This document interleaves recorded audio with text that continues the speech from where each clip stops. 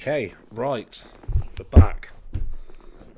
Extended delay in videos as I've been sorting a lot of personal stuff out recently. So I'm just checking we've got sound. Yeah, the camera's off, fantastic.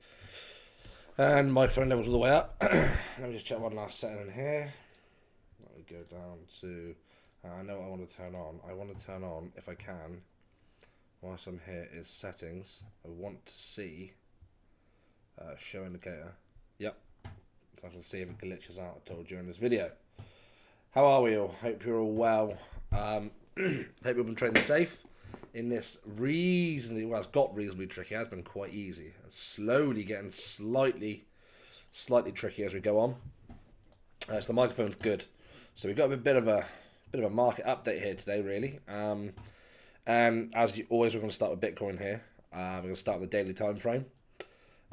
So key things we've got to look at here really for Bitcoin is obviously these pushes up to the highs here to 99,580 is his new all-time high. So that's obviously clear resistance is, so first I think it's very important we mark up the very, very round number.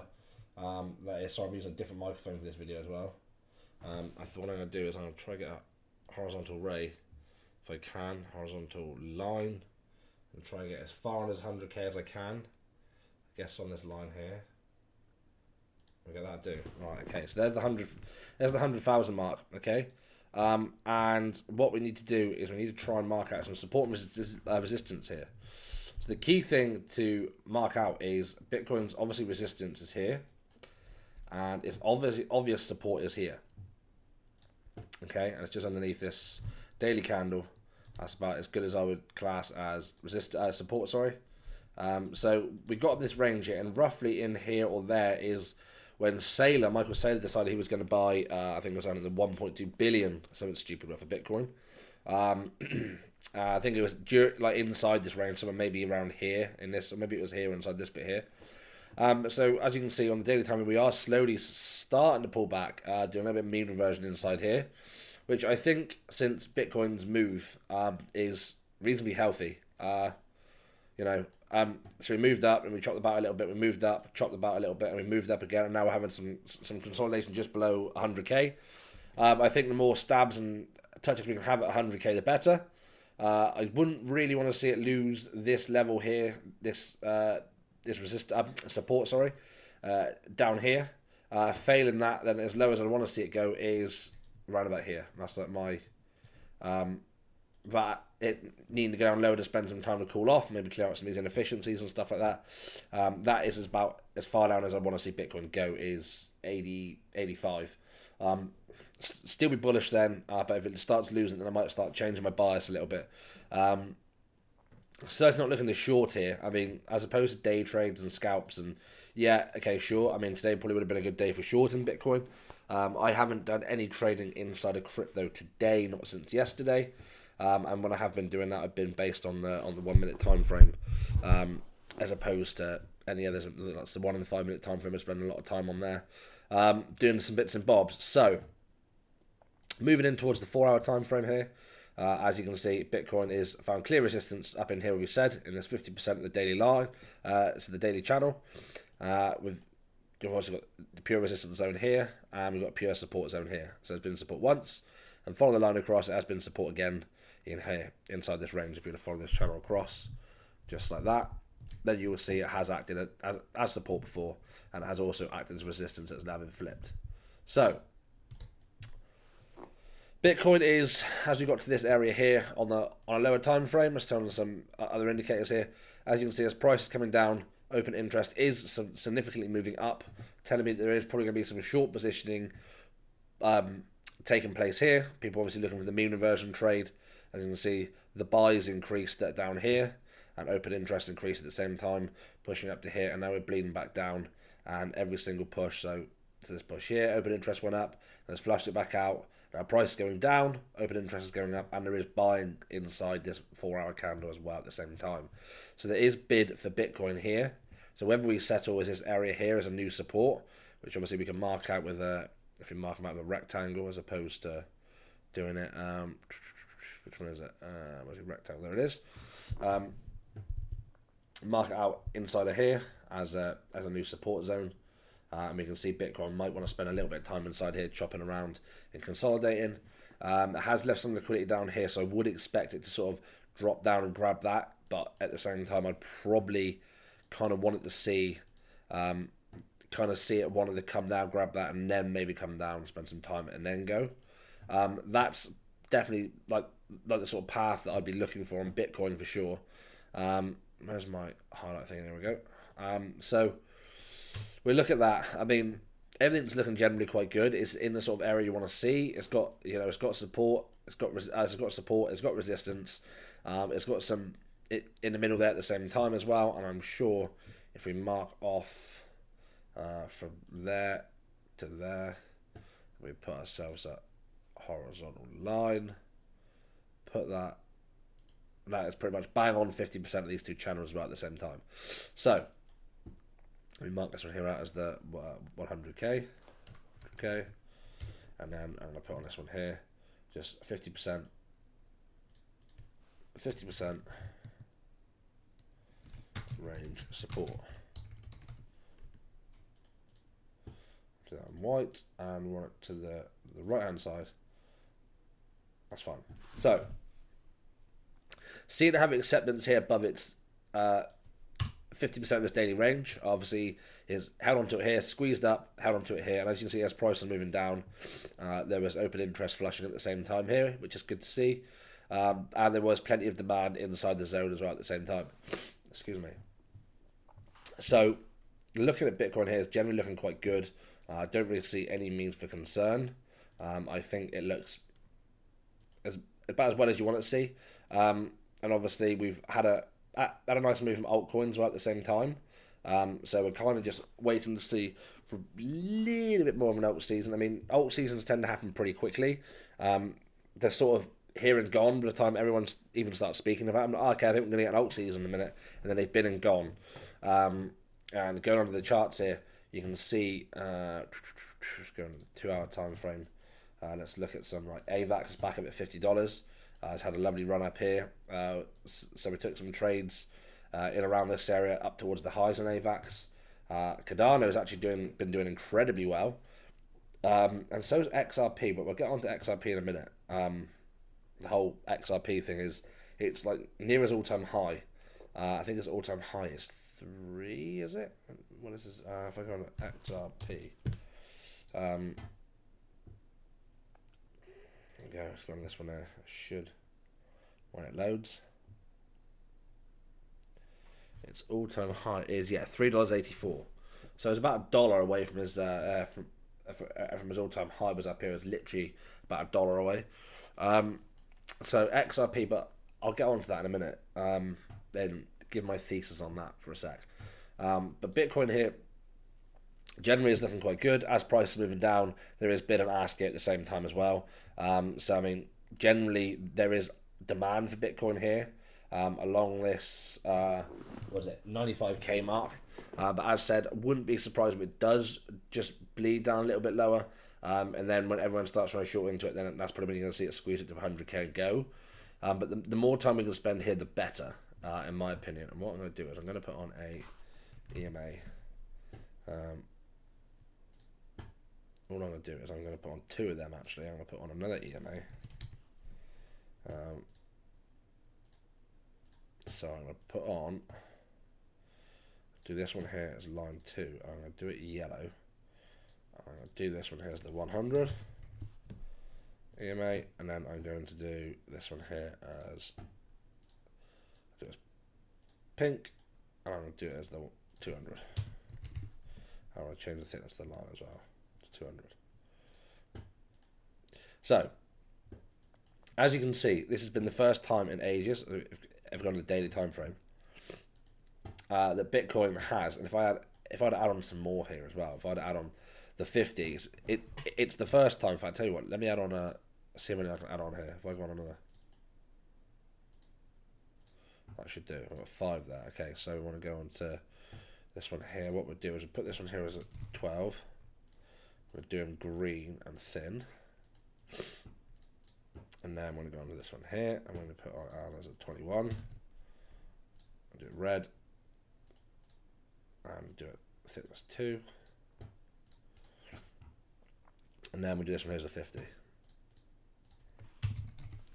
50. And we'll do this one here as white. Okay, let's stay thin as well. So this is the first time for a long time where we've actually had the, it's taken a long time for these EMAs to actually cross and fan out to get the 12, 21, 50, 100 and 200 above each other. So they're in the perfect bullish order there. And it's taken quite some time for Bitcoin to do that. You think from in here it's taken approximately, that's when they actually fanned out, about 23 days roughly, and actually go from here when they're all over the place, from there to there, it's taken 115 days from actually organise themselves and get them properly and then spread out afterwards. So Bitcoin's looking generally quite good, and on the 4 hour, I mean, I think it's about the 4 hour band's about to cross the 1221 EMA here. This one here, let me go on to the red one. Hang on. Do them thicker. Well, that's better. That's better. Yeah, so the 1221 are starting to pinch into each other. It might use the 21 EMA as support, which would marry in very, very well here with our support here. Open interest, obviously, this is getting shorted into. Price is moving down. Open interest is moving up. So we're just going to wait to see what happens there. I am expecting, and I am probably going to buy some more. If we get back down to 91k, I am definitely going to buy some more. 90k, 91. I'm definitely going to buy some more. I am probably going to buy some. I actually sold a little bit, only a little pinch at the top here. Just some of the stuff which I was spot trading, just down from where I bought it, like 65k. I just took some profits and paid myself some wages, really. So I did sell a little bit, and when it gets back down to here, I'll buy some more. And then I'll probably sell the stuff I bought down here, again back up here. I think that's about it for Bitcoin, really. 4 hour, I've done the 4 hour. 1 hour, I think it's just holding. Yeah, it's lost its 1221 bands here for a minute, but it is still on this support, which is 50% of its daily range, which is fine to see. It's obviously come down into it, it's been bought straight back up, as you can see here. We've had a huge bid here, buy and demand, and open interest is going up at the same time. So whoever's trying to short it is probably now going to get squeezed up. If they open a short position down here in this candle, open interest has gone up, and again they're still trying to short into it now, and they're just going to get blown out. I should think they're probably going to get squeezed. A bit of a dangerous place to try and short Bitcoin, really, as is on support. I mean, I can see why you want to try and scalp it from here down if it fits someone's systems, and fine. But I mean, I'm certainly not looking for shorts here on Bitcoin. Anything outside of intraday, let's put it that way. Okay, so next we will cover XRP. So XRP on the daily time frame here is looking very toppy. I mean, it's had a lot of news about XRP today on like Normie News as such, about how it's the new best thing. It's going to stupid new highs and is as high since 2018. It's all over the news and stuff, which is absolutely fine. I mean, if I held XRP, I'd probably sell some here a little bit, because I mean there was so much FUD on XRP back less than 2-3 months ago. People absolutely hate it, which is a shame because it is a lightning fast blockchain and the technology is really good. But it got so much FUD and a shame, and now all of a sudden it's like near $3 again. So it's at resistance here, and it's in a bit of a funny place. I mean, it's one of them places where I wouldn't long it and I wouldn't short it. I mean, if I'm going to see it do anything, I'm going to see it drift, or want to see it drift back down to this sort of area here. So I want to see it kind of go from there down to there. Is somewhere where I'd be looking about, what's that, $1.30, between $1.50 and $1.30. I mean, even still, as price is coming down, open interest is coming down with it. CVD is looking up.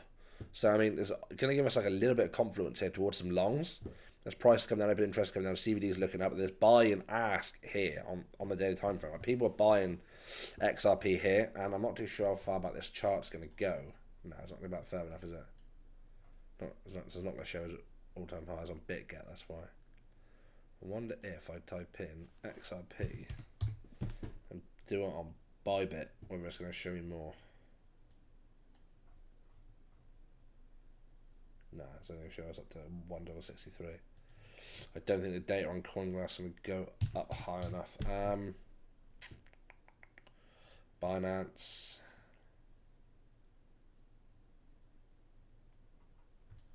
Nah. Still. Okay, anyway. So we'll stick with this chart here, and I want to kind of see price linger around here if it's going to. If it is going to pull back, zoom into the 4-hour time frame. It's looking at them, as said on the daily time, there was definitely demand here to buy.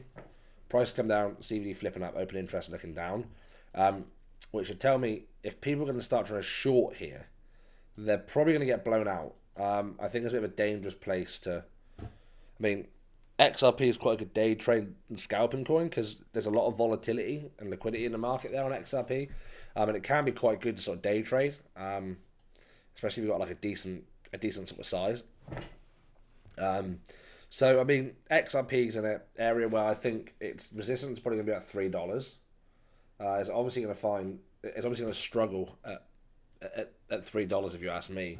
I mean, it seems like the most logical place for it to struggle. That's probably why it's starting to pull back, just like Bitcoin did under the 100,000 mark. That just under the $3 is starting to pull back itself. I mean, this is quite a bearish candle. So we're going to see. So we're going to see the next couple close up. I don't hold any XRP. I'm in a bit of a glitch with Revolut, who I bank with, and I get no end of free XRP. It just turns in my bank account, and all I do is I transfer it to the exchange I use, like Mexi or WEX, and then I just sell it into USDT, and I'm kind of kicking myself for selling it all these times here, just because it's now got up to near $3 again. And if I'd sold, if I kept all this stuff that I was selling, I'd probably have a substantial portfolio by now on just XRP alone. So that's XRP really. I mean, $3 and sort of like down to here. I wonder if we can get more on. Let's go to the daily time frame here. I don't think any of them are going to have its sort of all-time high here, are they? No. If I go on to trading views, yeah, there we go. That's better. Right, okay. So I want to find the $3 mark. That's $3, right? So let's look back in time and go $3.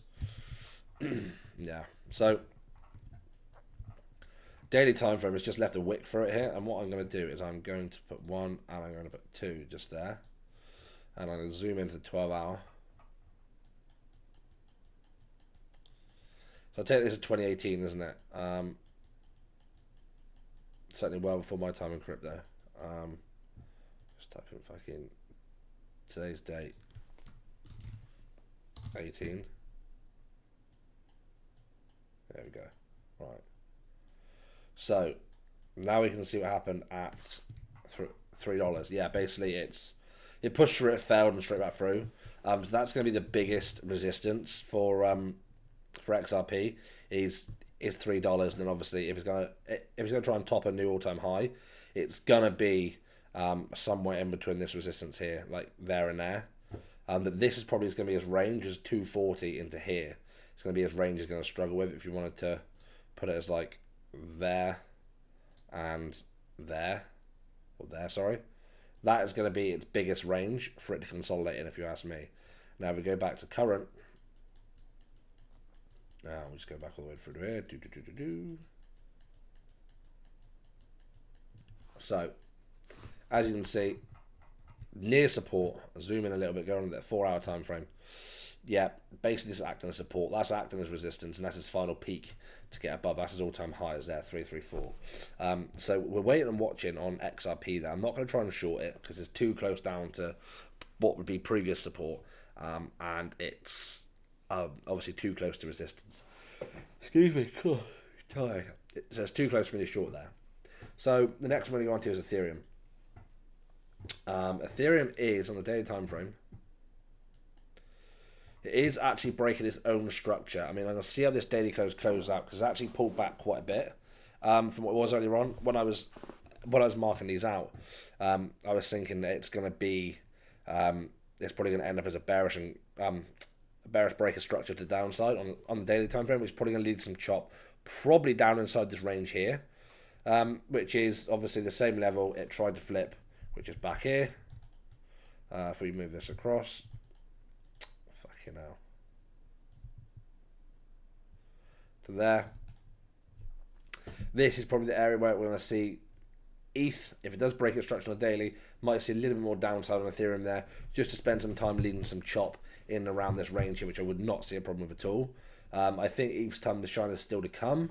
Whether we're going to see the same rotation into altcoin like Bitcoin, as you know, usually it goes sort of. We have like so we always tend to have. We always like go. Well, so you got like BTC, right? That's a bit smaller. And then the money flows from like BTC. It goes then. So money goes into BTC. It goes out of BTC, then into ETH. Then it goes out of ETH into altcoins, and then your altcoins are up there. So this is like your Ethereum sort of area here. It's like this is like ETH. Now obviously up here on the last paradigm you got so your altcoins here. So this is like the way it usually works. And whether we're going to see it in this same, in this same sort of pattern and fashion that we have been seeing it in the last few years or not. Solana is the next one I'm going to talk about in a minute, but I think this is ETH's time to outperform Solana. So what I'm going to do is I'm going to go ETH Sol.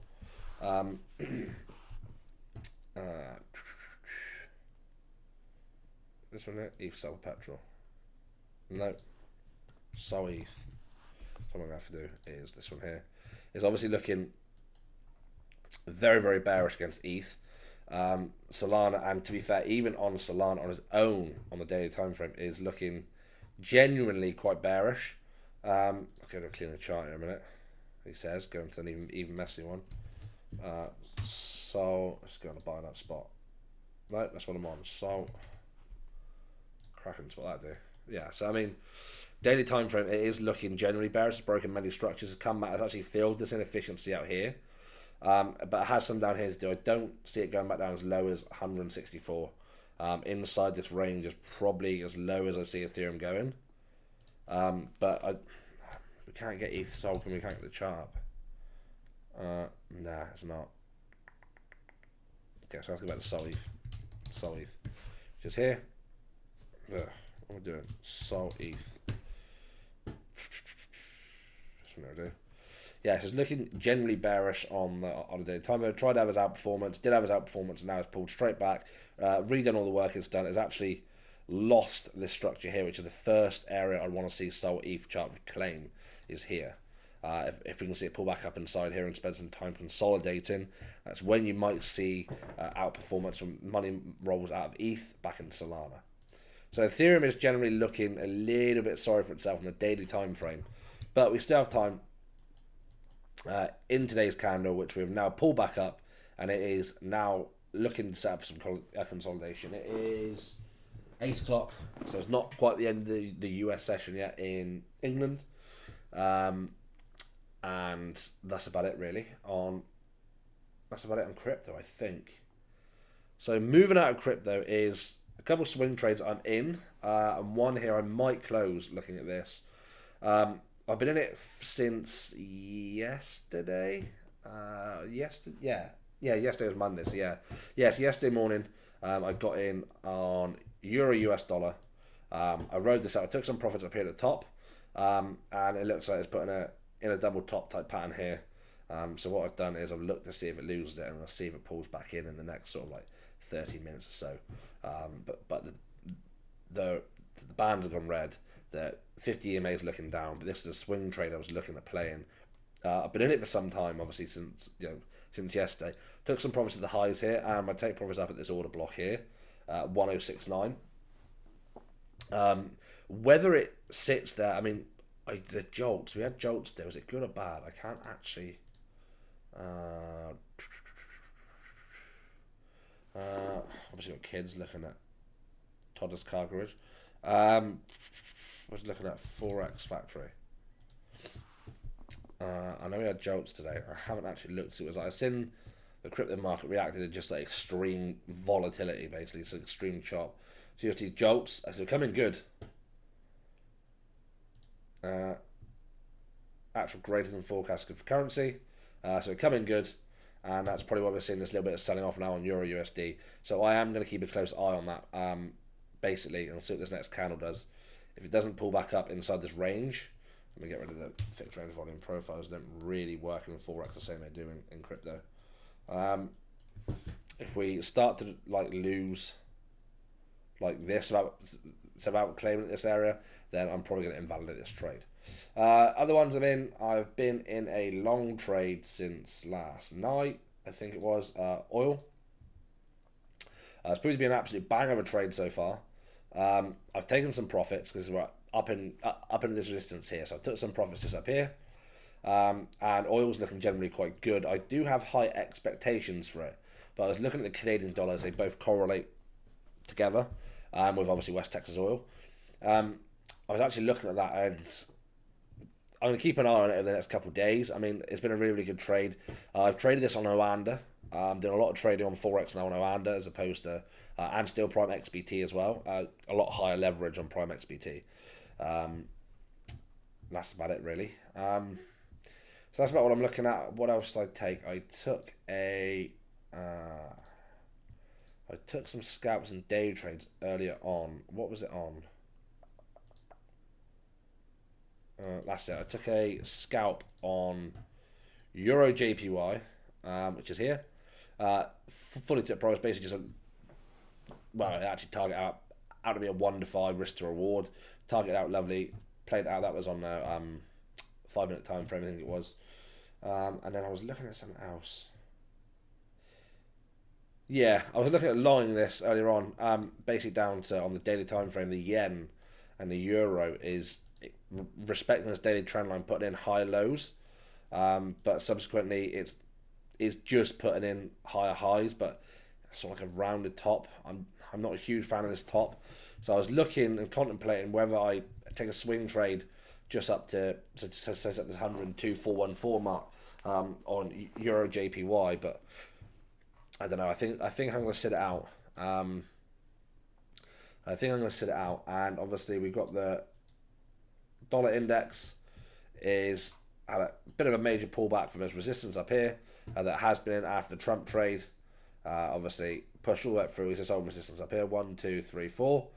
So had a slight decline, and now we're starting to have a bit of a rally back as well at the same time. So I am going to watch my euro trade, and I am going to wait to see how this plays out on the Dixie, and obviously euro US dollar, and see what happens. Obviously, it's having a bit of a move back towards the upside. So it's just consolidating as far as I'm concerned. So I'm not overly concerned, but I might close this out and just take the last of my profits if I can. But we will see. Other than that, I think we're done. I think I've smashed it out. I think I've done Solana, done Ethereum, done XRP, done Bitcoin. Total free. Let's just do total free quickly. I haven't tried it for ages. Total free. Total free is looking good. Obviously, alt season's pretty much, I would have said, in swing. Altcoins are flying. I keep working this out. I think I marked it in a YouTube video, but I don't know why I've got these random lines drawn here. I mean, it doesn't make any sense. There we go. That's why. It's because I can't see it enough on that. That's better. Yes, this is obviously its all-time high here, 1.14 trillion. And this is obviously its resistance that it's been in, which is now conquered by miles, gone straight through it like butter. So, looking to see that. In fact, the only other one I wanted to look at was TRX.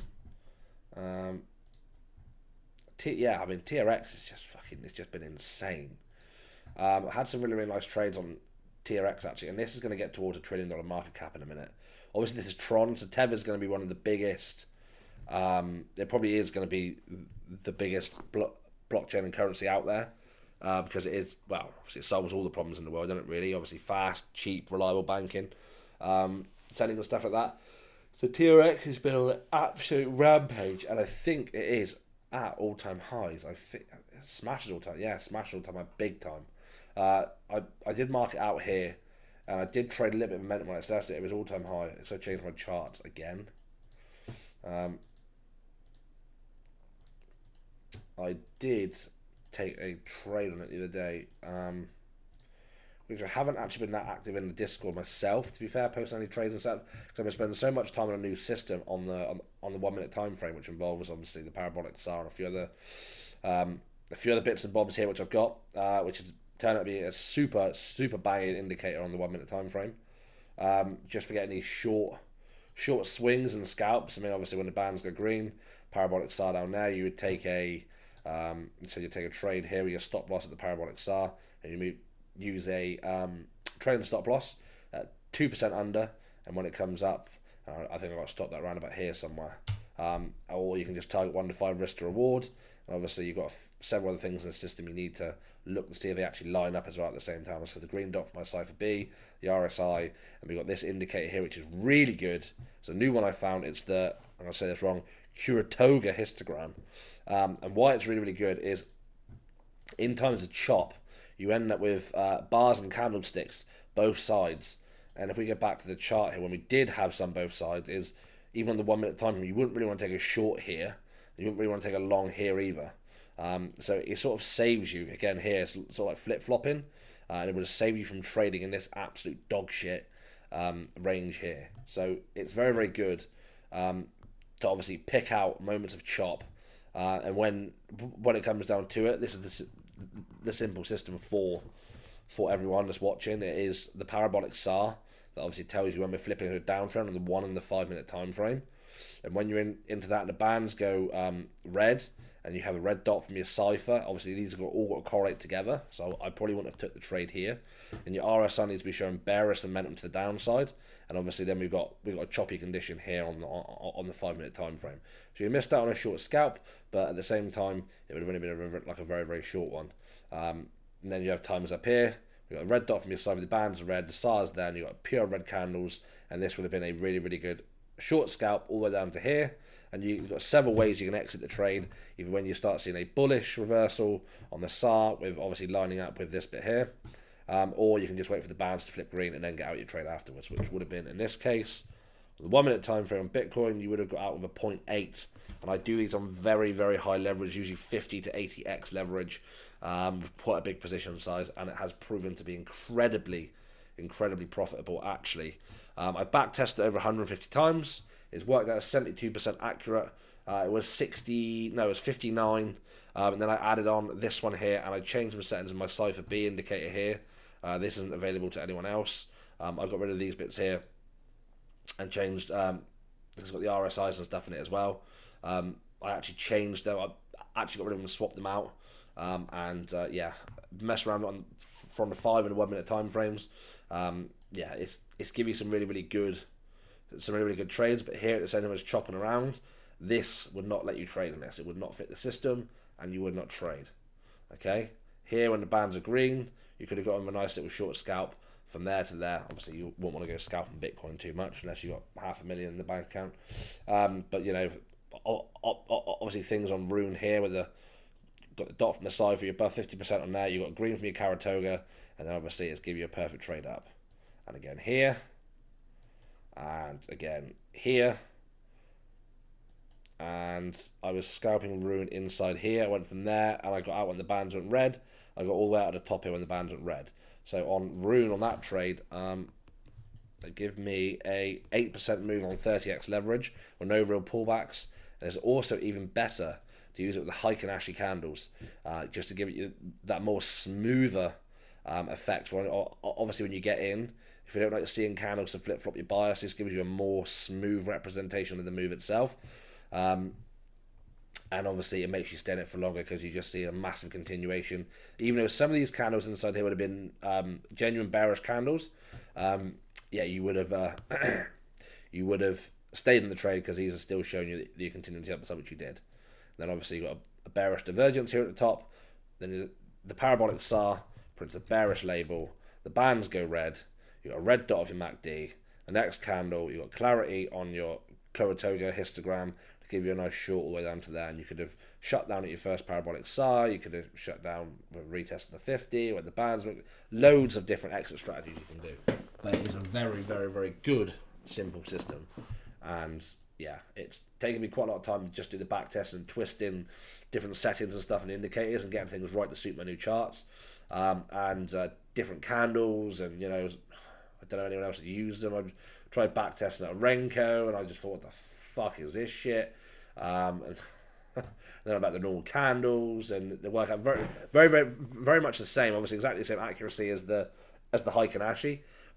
But obviously the Heikinashi just takes out the chop. It takes out the noise in your trades. It gives you a nice clear. So when the bands went green, your green dot there and that's green. It just gives you complete green candles with the top, complete red candles. It's just a very, very good smoothing bit of confidence for you there on your trades. That's it for me. Catch you in the next one.